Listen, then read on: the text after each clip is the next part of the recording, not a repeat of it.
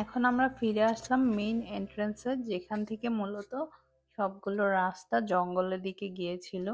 আর এখানে এসে দেখি এখান থেকেও আরো ২টা রাস্তা জঙ্গলের মধ্যে গিয়েছে। তো যাই হোক, এই জায়গাটা শুরুতেই ছিল, এটা আমরা শুরুতে না না দেখেই আগে আমরা অন্য জায়গাগুলো দেখেছি। তো এখন এই জায়গাটা একটু দেখে নেওয়ার পালা। এখানে অনেকগুলো ফুলের গাছ ছিল, অনেক রকমের ফুলের গাছ। এখানে তাম্মানকে একটু দেখাচ্ছিলাম। ফ্লাওয়ার কোথায়?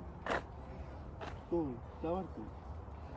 হ্যাঁ থাম কই দেখি তো রস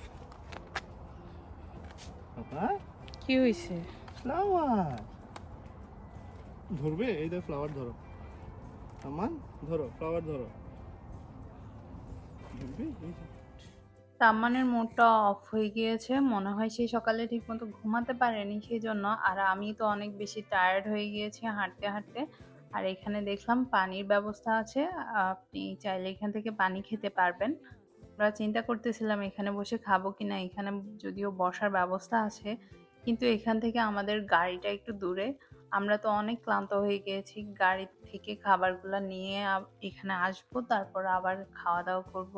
এটা চিন্তা করে পরে ভাবলাম যে ঠিক আছে, চলো আজকের মতো বাসায় যাই, আজকে আর সম্ভব না আমার পক্ষে হাঁটাহাঁটি করা।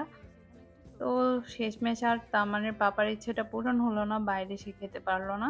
আমরা বাসায় চলে গেলাম, বাসায় গিয়ে খাওয়া দাওয়া করে একটু রেস্ট করলাম। তারপর সে যেই খাবারটা বাইরে খেতে চেয়েছিল সেটা বিকালের নাস্তা হিসেবে আমরা বাসায় খেয়ে ফেললাম।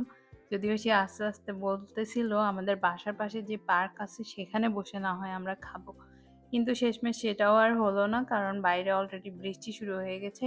এই ছিল আজকের ব্লগ। ভিডিওটা কেমন লেগেছে অবশ্যই কমেন্ট করে জানাবেন, ভালো লাগলে একটা লাইক করে দিবেন। আর সবাই ভালো থাকবেন। আল্লাহ হাফেজ।